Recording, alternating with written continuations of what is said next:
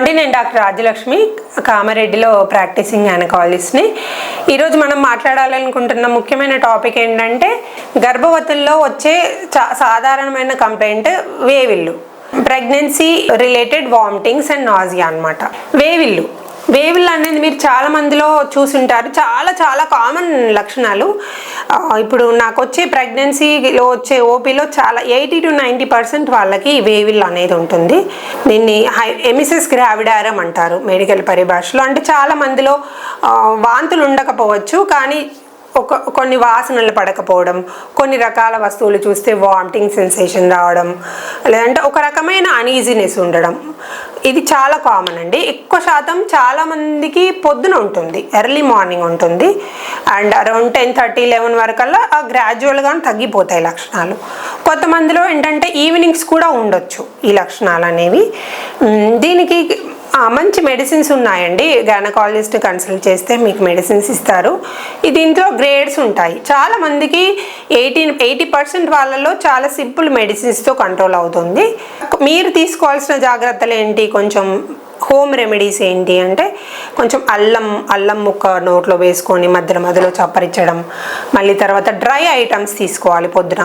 అంటే ఉదాహరణకి dry nuts, బాదాంలు, కిస్మిస్లు అలాంటివి, లేదంటే బిస్కెట్స్, గుడ్డే లాంటివి. ఎందుకంటే ఈ లక్షణాలు జనరల్గా 10:30 వరకు తగ్గుతాయి కాబట్టి మనం 10:30 లోపల ఓన్లీ ఇలాంటి డ్రై ఐటమ్స్ తీసుకొని మేనేజ్ చేసుకున్నాం అనుకోండి, తర్వాత మీరు మామూలుగా మీ రెగ్యులర్ ఫుడ్ తీసుకోవచ్చు. తగినంతగా దాన్ని మార్చుకుంటూ తినాలి. మళ్ళీ ఇంకొక జాగ్రత్త మీరు తీసుకోవాల్సింది ఏంటంటే స్మాల్ ఫ్రీక్వెంట్ మీల్స్ అంటారు. అంటే మనం కొంచెం తిని ఒక 2 గంటలకు మళ్ళీ కొంచెం తినడం, అలా డివైడెడ్ ఉండాలి. మనం ఒకటేసారి మనం మామూలుగా ఇంత తింటాం అనుకోండి, దాంట్లో సగం మాత్రం ఇప్పుడు తిని 2 hours తర్వాత మళ్ళీ కొంచెం అలా తింటే ఏంటంటే మనకు ఇరిటేషన్, గ్యాస్ట్రిక్ ఇరిటేషన్, వామిటింగ్స్ అనేవి తగ్గుతాయి.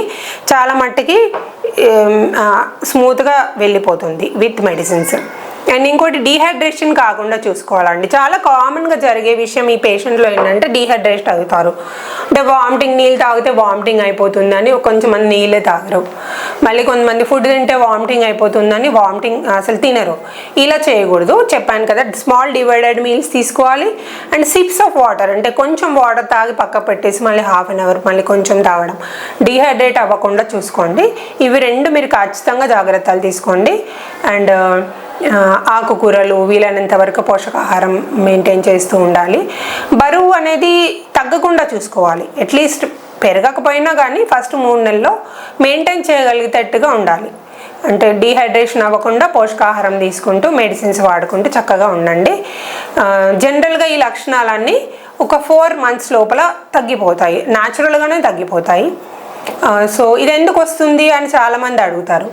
ఎందుకంటే మనకు లోపల పెరిగే పిండం అనేది అదొక వేరే శరీరం. మన శరీరంలో ఇంకొక శరీరం పెరుగుతుంది.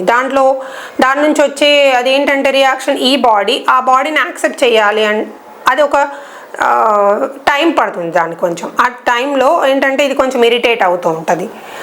సింపుల్గా చెప్పాలంటే అదన్నమాట. ఫస్ట్ 3-4 months తర్వాత జనరల్గా లక్షణాలు తగ్గిపోయి చాలామంది స్మూత్గా బాగుంటుంది.